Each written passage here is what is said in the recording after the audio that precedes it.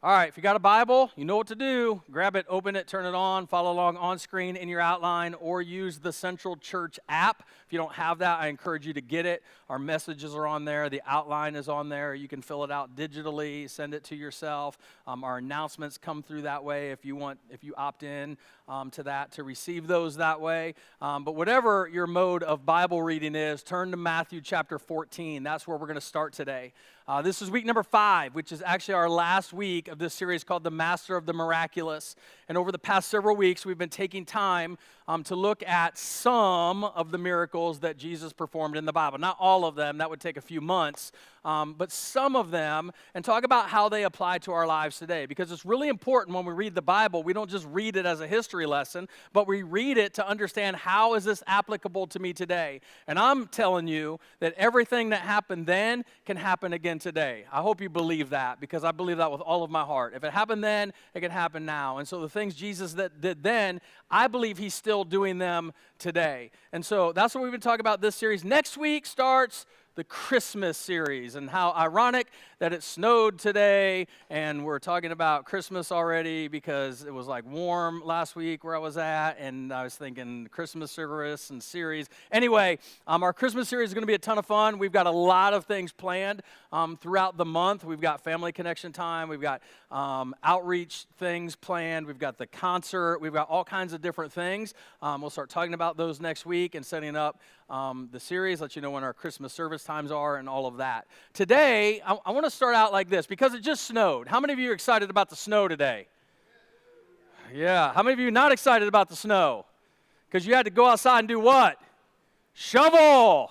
I had to go outside. I had to shovel this morning at 6 o'clock, and I had to shovel because my son doesn't live with me anymore, which is ironic because my son was at my house last night. See, he's in town. He came to town about 2 in the morning because he had a hair appointment this morning. He's getting a curly perm.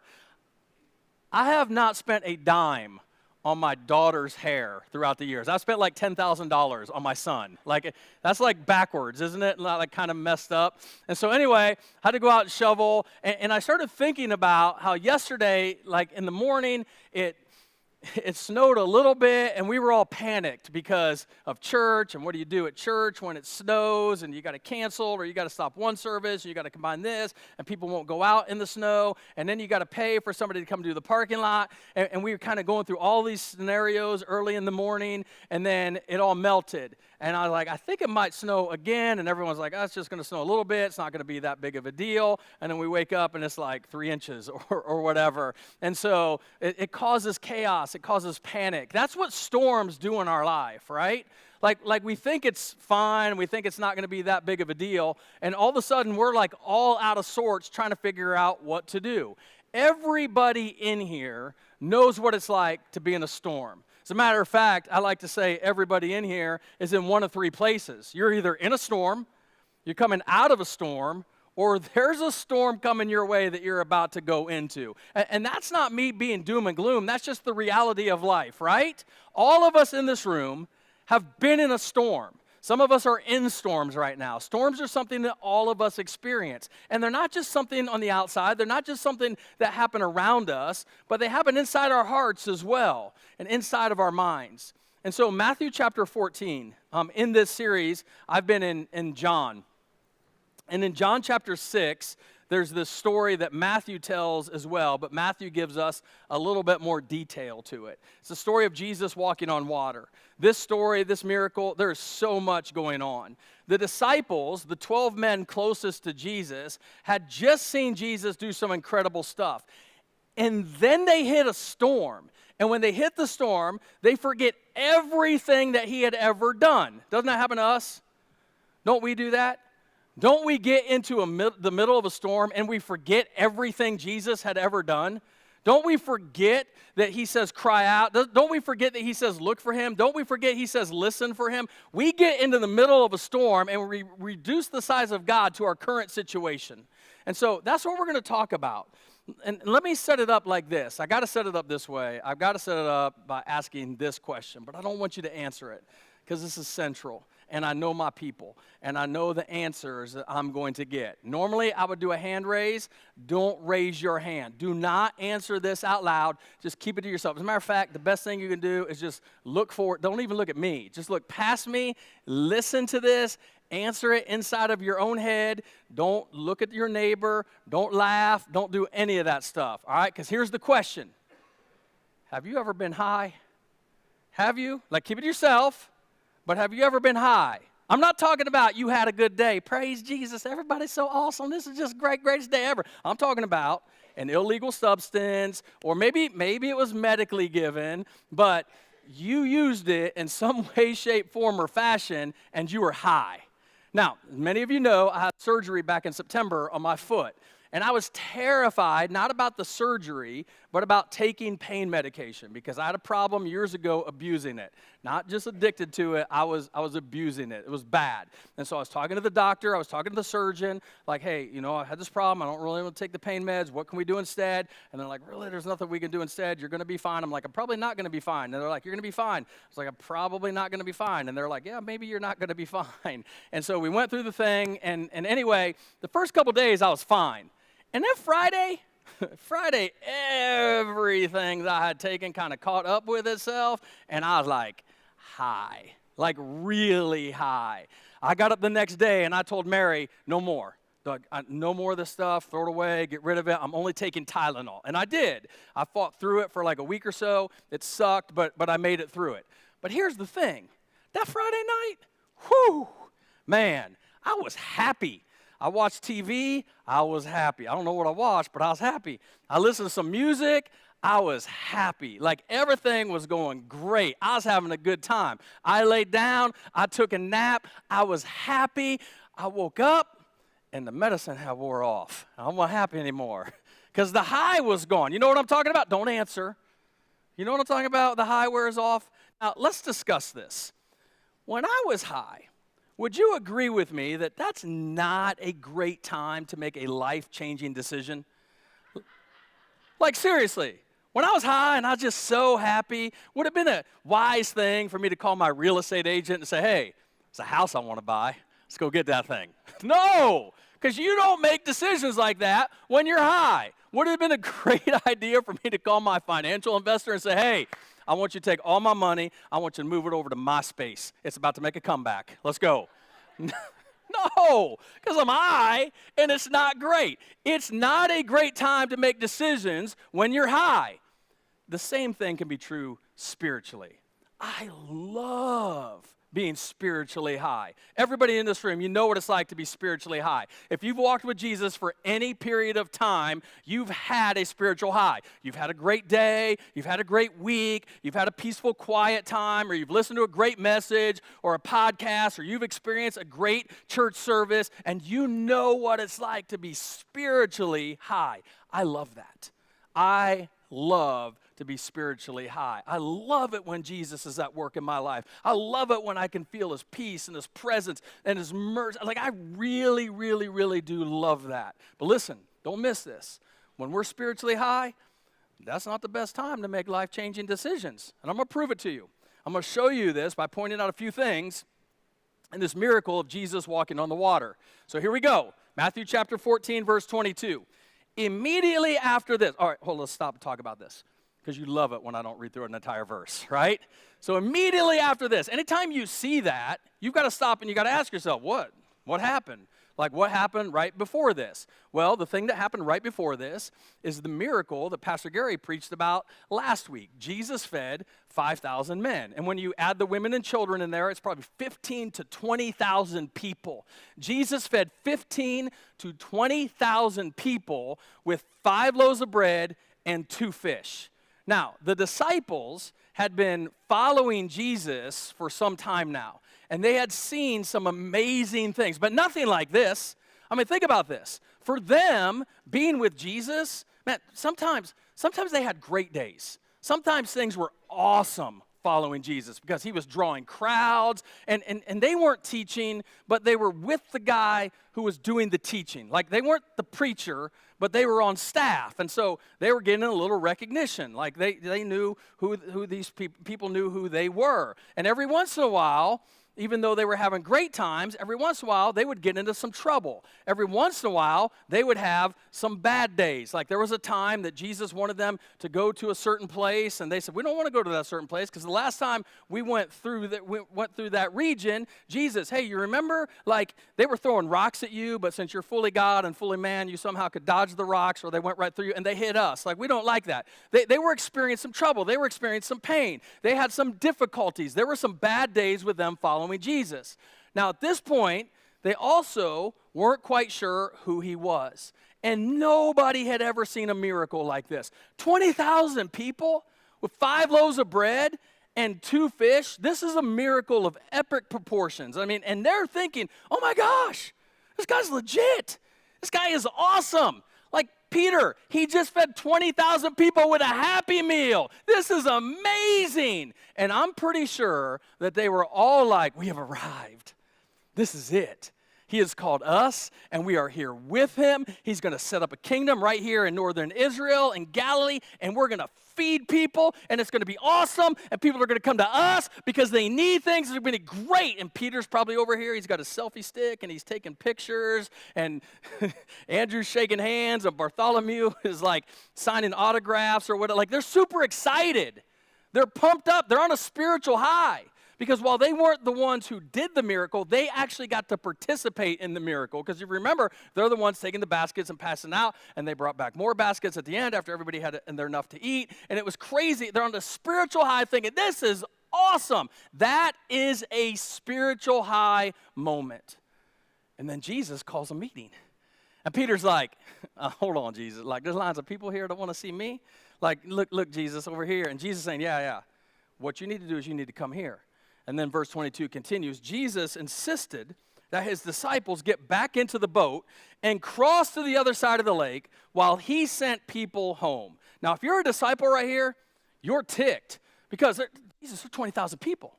There's all these people wanting to see, Jesus, you just did this miracle with like the bread and the fish, and Jesus, they're about to make you king. We're not going to be king, but we're going to be like vice kings or whatever because we're hanging out with you. People are here to worship and to see us, and it's great to them. To the disciples, this was amazing because they were getting discovered. They were nobodies. They were ragamuffins. They were outcasts. Nobody wanted anything to do with them. And all of a sudden, 20,000 people are surrounding them, and they're excited about who they are. They're happy. They're filled with joy. They're in this moment of like, yes, this is great. Like, we're with Jesus. There must be something special about us. And people were saying that. You're with Jesus. Something must be special with you. And then Jesus, after one of the greatest miracles that he had ever performed up until this point, he tells the guys who think they just had their breakthrough moment. They're on this spiritual high unlike anything they had ever experienced. Jesus said, hey, what I need for you to do is I need you to get back on that boat and go to the other side of the lake. And so if you're one of the disciples, you're like, There's nobody excited for us on the other side of the lake. I mean, over here, Jesus, like this is it. Jesus, if you send us over there, you're taking away all of our attention. Jesus, over here is where we want to be. If we go over, Jesus, you're taking something away from me. Do you know that there are times that God will take something away from you? That God loves you so much that sometimes he'll take something away from you? Because we'll get to the storm in just a little bit. They're going to go through a storm. That's where the miracle happens. But the storm on this side of the shore would have been worse than the storm they're about to get into.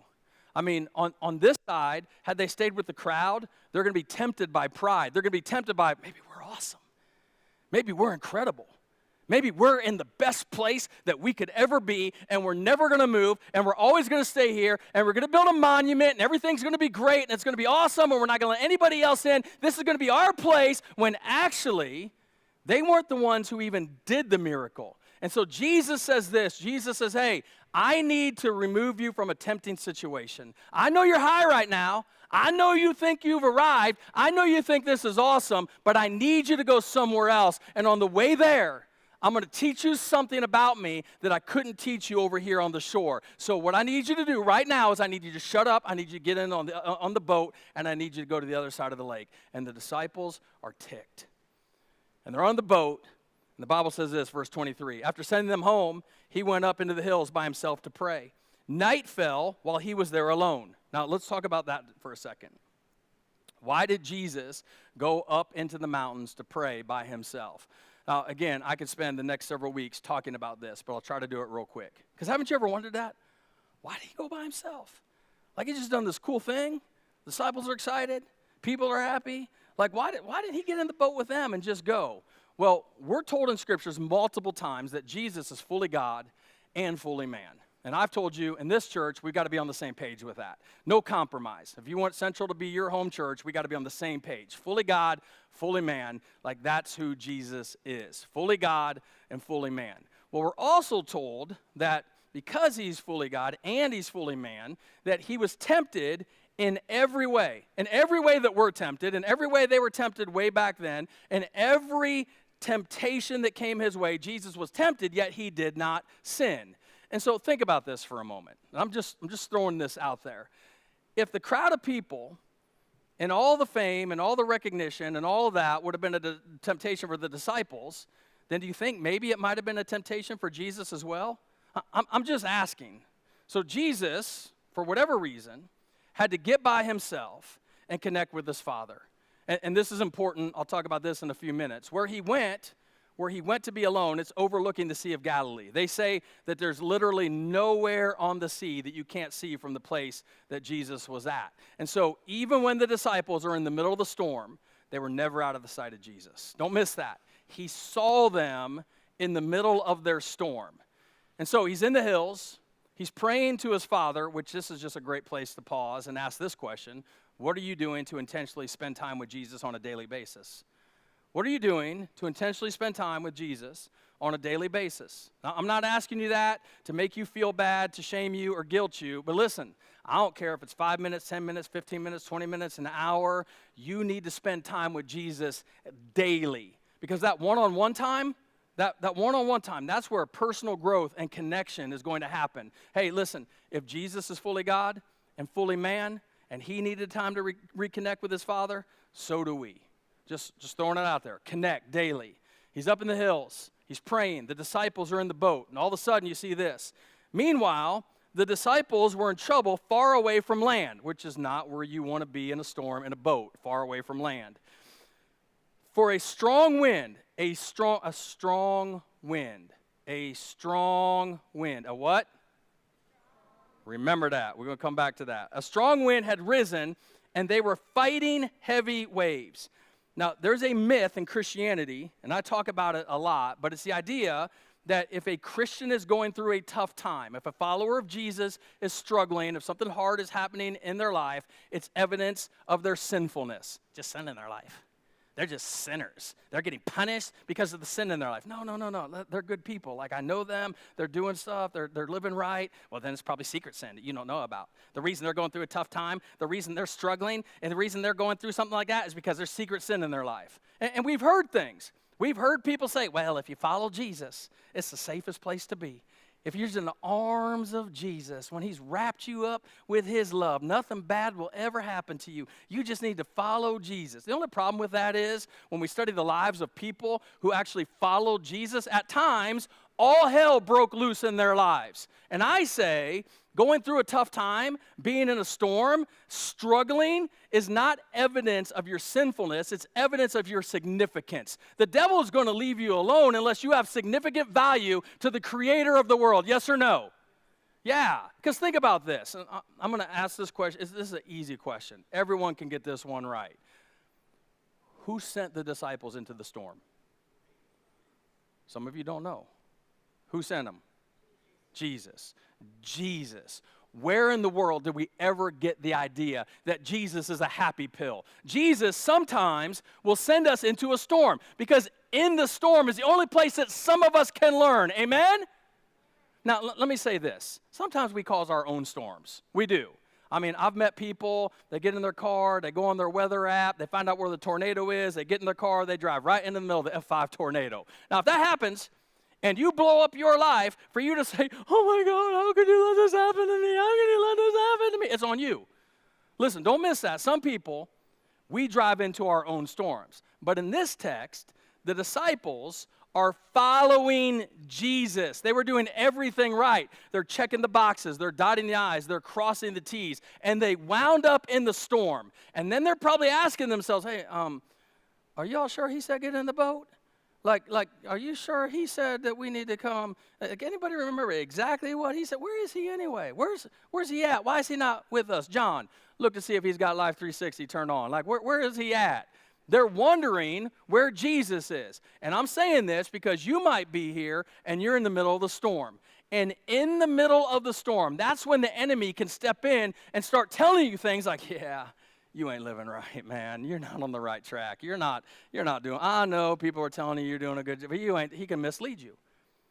He can take your eyes off of Jesus. But one more time, let me point out, the reason they're in the storm is because they're following who? Jesus. Where in the world did we get the idea that the man who said, pick up your cross and follow me, was calling us into a life that was easy? Where in the world did we ever get the idea that he would call us into that life and then we somehow could make it through that life without him? So they're fighting. And there's a strong wind. Verse 25 says, at about 3 o'clock in the morning. That's like Waffle House time. You know what that is? Some of you don't know what that is. Like, I was just down in Arkansas for a conference, and there are Waffle Houses all over. Where I come from, there are Waffle Houses. If you don't know what Waffle House is, you know what Waffle House time is. Waffle House, 3 in the morning, you watched online the next day. Like, that's what's happening there, all right? At 3 o'clock in the morning, nothing good happens at 3 o'clock in the morning. Teenagers, nothing good happens at 3 o'clock in the morning. Yes, it does, Pastor Ryan. Nothing not sinful happens at 3 o'clock in the morning, right? 3 o'clock in the morning. Now, other versions, the King James Version says in the 4th watch of the night. And so scholars believe this is anywhere between 3 and 6 o'clock in the morning. So listen, Jesus sent them out in the evening and then sat down and prayed on the mountain. He can see them in the storm, but why did he wait so long? Have you ever done that? You ever gotten through a storm and you've been on the other side of it? You're thankful for what you learned in the storm. Jesus, man, I did so good and everything was so great and now I can help other people and things are awesome and I can do this. But you're thinking like, hey, thanks a lot, but would have been way better had you shown up earlier, Jesus. At 3 o'clock in the morning, listen, don't miss this. He could have come at any time, but he came at the darkest point of the night. And do you think these men, by the way, out of the 12, 7 of them are experienced fishermen. So when the storm first hit, they probably thought, hey, no big deal. You 5 calm down. We got this. We've been out here in this before, man. This is fine. It's fine. But after fighting the wind and the waves and the rain for hours, do you think at any point they were about ready to give up? Yes or no? Yeah, absolutely. So Jesus waits on these men to understand, hey, if we don't get some help, we're not going to make it through this. And by the way, me personally, I don't know about you, this is just for me. I have had to learn the hard way that sometimes the storms in my life are nothing more than opportunities for me to rediscover how much I actually need Jesus in my life. Because for me, if it wasn't for the help of Jesus, that storm that was supposed to kill me probably would have killed me. But it didn't because he showed up. And he showed up not in my time, but in his time. And he showed up in a way and in ways that I would never expect to see him ever. Because watch this, verse 26. When the disciples saw him walking on water, when they saw Jesus walking on water, this was their response. They saw him walking on the water. They were terrified. In their fear, they cried out, it's a ghost. Notice the exclamation point. They're freaking out. In their fear, they cried out, it's a ghost. Now, one of the things that bothers me is when you hear people teach about this passage and they preach about it and they try to tell you what they would have done had they been there. You ever met those people? I don't know why they said it's a ghost. If I'd have been there and I'd have seen my Savior walking on the water, I'd have said, worthy is the Lamb who was slain before the foundation of the world. No, you wouldn't. You'd have crapped your pants just like they did.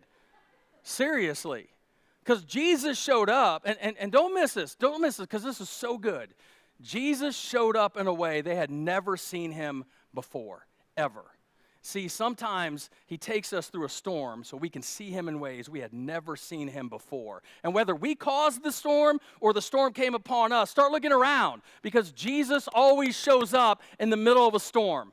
Let me be honest with you. Had I not gone through some of the storms I've been through, I would not know that Jesus can deliver you from addiction.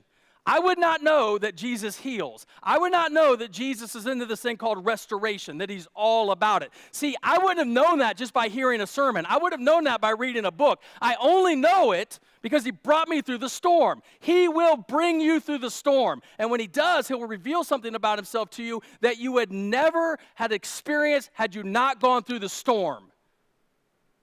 So they're in the storm. They're freaking out. Let's be fair. It's windy. It's rainy. There are waves. They're on a boat. And they see him. But they don't really see him. You know what I'm talking about? You ever met somebody and you couldn't see them? Can't really make out who they are because they're so far away? Like they couldn't tell who he was. And so verse 27 says, Jesus spoke to them at once. Let me say this. Jesus always speaks in the storm. Jesus always speaks in the storm. He always speaks in the storm. I used to teach, the teacher never talks during the test. And I taught that because I thought it sounded good. I heard it somewhere, and I'm like, oh, that makes sense, man. And that's why I can't hear Jesus in the middle of my storm, because the teacher never talks during the test. That's kind of true, right, teachers? You don't talk during the test unless you're yelling at the kid, hey, knock that off. Keep your eyes on your own paper. And so that's not really accurate teaching, because Jesus is always speaking. The problem is we don't always listen. He'll always speak in the storm. And he says this, don't be afraid, take courage, I am here. Now, if you go back, this is a little Bible nerd nugget here. This is probably just for me. But if you go back to the original text, he says this, take courage, I am. That's all he said. Hey, I am. Right here, I am. And if you go back to Exodus chapter 3, verse 14, when Moses is staring at the burning bush, and he asks, like, who are you? What's your name? God answers him, and God says, I am. And then Moses says, all right, you want me to go to Pharaoh? You want me to tell them stuff? Who should I say sent me? And God says, you tell him I am sent you. And so right here, Jesus is saying, hey, take courage, I am. In other words, I am God. I just thought that was cool. Anyway, back to the story. Jesus spoke to them at once. Now think about this. He spoke to them. He just spoke to him. Fully man and fully what? God. Fully God. Fully man. And I've told you for weeks in this series, the Word of God is what brings the miracle. It's what brings the healing. It's what breaks the chains in our lives. It's what calms the storm. And so think about this. When Jesus is speaking, it's the Word of God. And so they can see him, sort of, but they could hear him. They could hear Jesus, but they can't clearly see him. They couldn't see him clearly, but they could hear him. How did they hear him? Remember, what did I tell you to remember? What element did I tell you to remember? The what? The wind. The wind. The wind. In the New Testament, the wind many times is symbolic of the Holy Spirit. So the wind carries the word. Isn't that good? See, when we get in the middle of the storm, the Spirit brings the word that we need to hear. When we're in the middle of the storm, the Holy Spirit brings the word from God that we need to hear. And so if you're in the middle of a storm, start looking for him and start listening for him, because he's going to show up and he's going to speak. He always does. That storm's not going to kill you. He always speaks. In fact, somebody here today, you're here because you went through a storm. And at one point in your storm, you wanted to give up. But Jesus showed up. You saw him. He spoke to you. And it should have killed you. But you didn't just survive it. You're thriving through it. But the problem is, we get into another storm.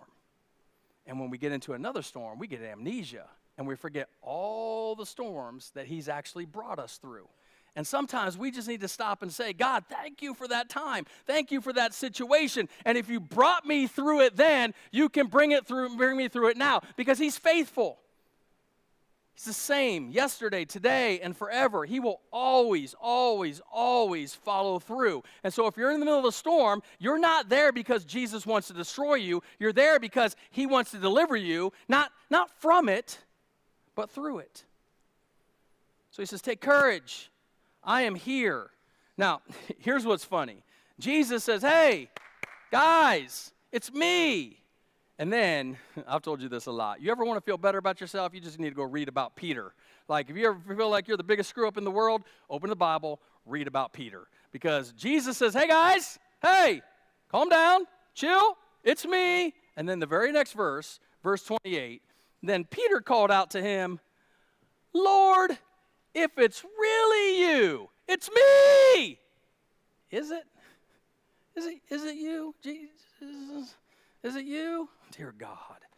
Jesus probably said, dear me. But Peter calls out to him, Lord, if it's really you, tell me to come to you walking on the water. Now, Peter, I find this hilarious. Peter, an experienced fisherman. Peter ain't never seen nobody walk on water. Peter probably never even had the thought, hey, man, wouldn't it be cool if we could just walk across this lake? We don't have to get on the boat. Like, wouldn't that be awesome? Peter's never seen this. And who knows where the thought came from. Like, call me, let me come out. Like, he's basically giving Jesus an impossible situation because he's in a crisis of faith moment. This is what he knows. This storm is rough. This boat is going down. That man is standing. And I would rather stand with Jesus and uncertainty than to certainly sink in this boat. So Jesus, if it's you.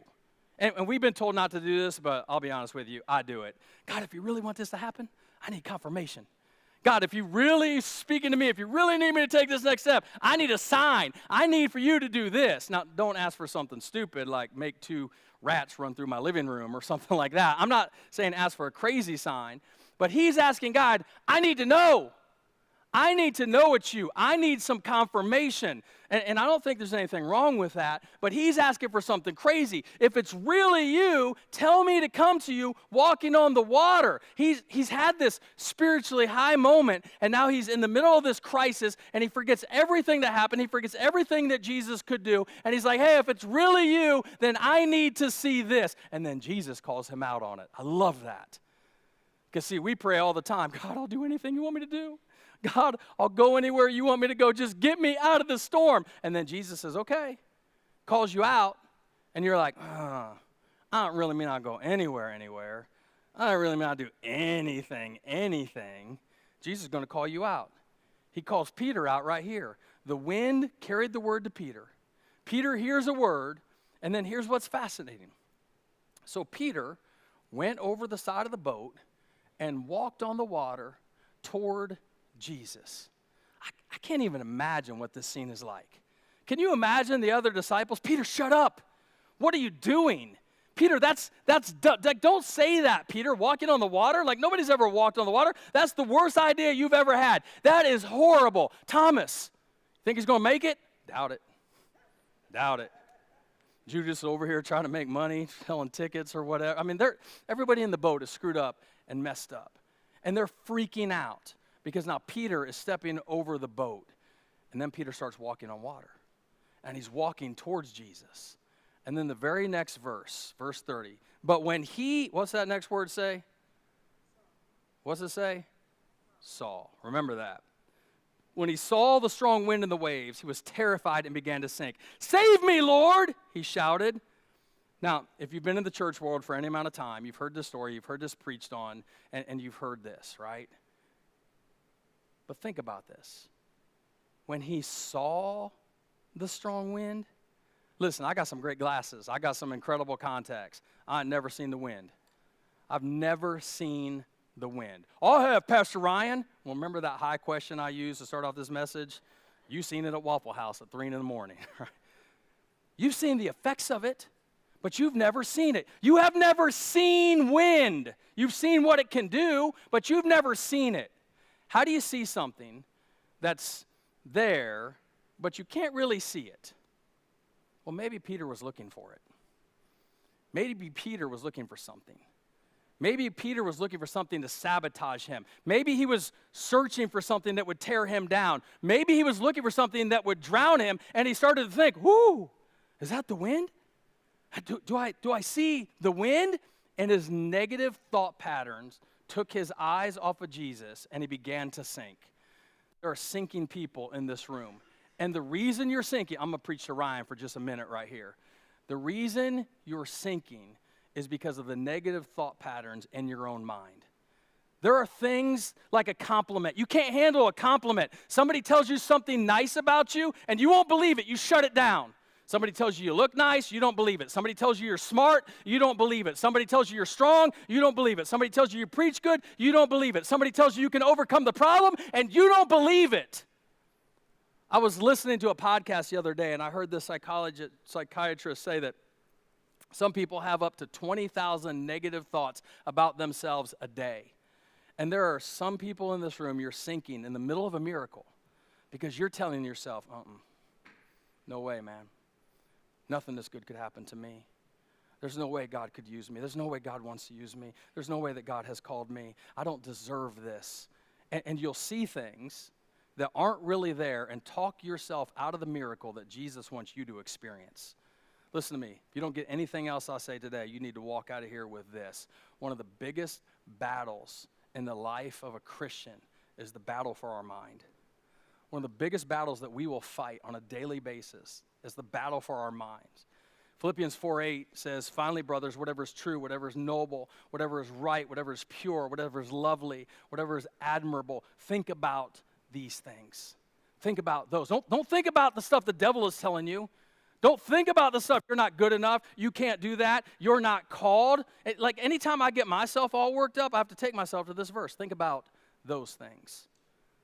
And so Peter's fighting this battle, and he's terrified, but he gets the prayer right. Now, Peter got a lot of things wrong, but this prayer right here, like have you ever heard somebody pray, and you're like, man, that was so magical and powerful and godly. I should never pray again. Like sometimes that's me. When I hear people pray and it sounds so wonderful and awesome, that's how I am. And I'm like, I can never do that, but I can do this one. You can do this one. Save me, Lord. Save me, Lord. You know, a lot of people that I have personally met, this is even myself at times, we have sunk because we refuse to ask for help. We sink because of this thing called pride. And pride is what got Satan kicked out of heaven, and it puts us as the engineer on the hell express, pride. It's a dangerous thing. But Peter threw it all aside. Peter threw aside the spiritual high. Peter threw aside we were awesome. We have arrived. We have done great things. We are with the master of the miraculous, and everything is awesome, and I'm great, and I'm doing this. And he threw it all aside, and he said, save me, Lord. Let's say that on 3. 1, 2, 3. Save me, Lord. See, I'd have been like, this is why I'm not Jesus. I'd have been like, nah, I don't know, man. Like, you were big and bad on the other side taking selfies with people. Like, what, you can't swim? You can't, like, dog paddle yourself over to the boat? Like, that's how I would have been. But Jesus, I love this. The Bible says, as soon as Peter cried out, as soon as he said, save me, Lord, immediately Jesus reached out and grabbed him. Now, let me ask you this question. Did the storm stop? No. The difference is that Peter's holding on to Jesus, and Jesus is holding on to Peter. And if he's holding on to Jesus, he's not going to sink. Immediately, he reached out and he grabbed him. Immediately. As soon as Peter called for help. Somebody needs to hear this. As soon as you cry for help, immediately. Jesus doesn't say no when we cry. Now, the help might not come the way we expect it or how fast we expect it, but he always shows up. And he reaches out his hand. And then he says this, you have so little faith. Why did you doubt me? You have so little faith. Why did you doubt me? Now, I have a what-if scenario for this, and this is just my what-if scenario, all right? This is just Pastor Ryan, and I'm not teaching this. I'm not telling you this is what happened. This is what-if. What if Jesus wasn't talking to Peter? Because there's 11 other disciples on the boat. What if he's holding Peter's hand, and he's looking at the other disciples and saying, hey, you have so little faith. Why don't you all step out the boat? Why aren't you walking on water? Why didn't we together as a group take this thing all the way to the shore? It's just a possibility. I'm just throwing it out there. Because I know there's a Bible purist here, and you're saying, no, he was only talking to Peter. All right, cool. Let's go with that. He was talking to Peter, only talking to Peter. Peter walks on the water, and Peter walks on the water with a little faith. Not great faith, not incredible faith, little faith. And so my question to you is, what could God do in your life if you just had a little faith? What could God do in this church if we just had a little faith? Because see, this is only Matthew chapter 14. Peter confesses Jesus is Lord in Matthew 16. That's his effectual calling moment. But right here, he's learning about Jesus, and he's got a little bit of faith. And his little bit of faith allowed him to do things that other people have never, ever done. See, one of the biggest prayers that we can pray as followers of Jesus is, Jesus, give me the faith to follow you even when it doesn't make sense. Jesus, give me the faith to follow you even when it doesn't make any sense. Because see, it doesn't make any sense to get out of the boat and walk on water. But give me the faith. Give me the faith to follow you even when it doesn't make sense. You have little faith. Why do you doubt me? Now, let me land the plane here. Let me kind of review this quick. Jesus had just fed 5,000 men, women, children, 15 to 20,000 people with 5 loaves of bread and 2 fish. And his disciples know, hey, something's going on. There's something special about this guy. He's awesome, but we're awesome too, and all this stuff is great. And then Jesus makes them get in the boat and go to the other side. He had to redirect their focus. Because watch what happens here in verse 32. When Peter and Jesus, when they climbed back into the boat, the wind stopped. Why did the wind stop? Because Jesus, fully God and fully man, God the Father, God the Son, God the Holy Spirit, the wind and the Word are together in the boat. The metaphors here are so awesome. I'm just nerding out a little bit. But isn't that cool? Because watch this, verse 33. Then the disciples worshiped him. Then the disciples worshiped him. You really are the Son of God, they exclaimed. Don't miss this. They didn't worship him on this side of the mountain when he did a miracle for 20,000 people. They worshiped him when he showed up in the middle of the storm, and he was with them then. See, when Jesus brings you through a storm, when you get to the other side, that you don't have a problem with worship. When you understand, had it not been for him and his presence, we wouldn't be here. Oh, Jesus, I'm giving you my whole heart. Those who trust, it's so awesome. It's great. That's not a problem. These guys worshiped him after the storm because it was only after the storm that they saw who he was. Maybe the reason God has brought you through that storm, maybe the reason you're in a storm is to see who he is. And as we've said before, how do you know that he's a healer unless you need healing? How do you know he's a provider unless you need provided for? How do you know that he's the master of the miraculous until he brings you through and shows you that miracle? How do you know he's a savior if you don't understand that you need to be saved? Jesus is the master of the miraculous, and he wants to work in your life. As we close out this series, let me just ask you a question that I asked you in week 1. What miracle do you need to trust him for in your life? What miracle do you need to trust him for? Maybe it's time you stop trying to do everything on your own. Maybe it's time you stop trying to calm your own storm and cry out to him, Lord, save me, even in the storm. Let's pray. Father, right now, in the name of Jesus, I want to pray over every single person in this room that's going through a storm. God, that we would just pause long enough to hear your voice. That we would just slow down long enough to look around. God, that we would seize the negative thoughts of our mind and we would start listening for your word. That we would start listening for the wind to bring this, for the Spirit to come in and make us understand that, Jesus, you are greater than our storm. That your strength in us is greater than our storm. Heads bowed and eyes closed. Maybe you're going through a storm right now.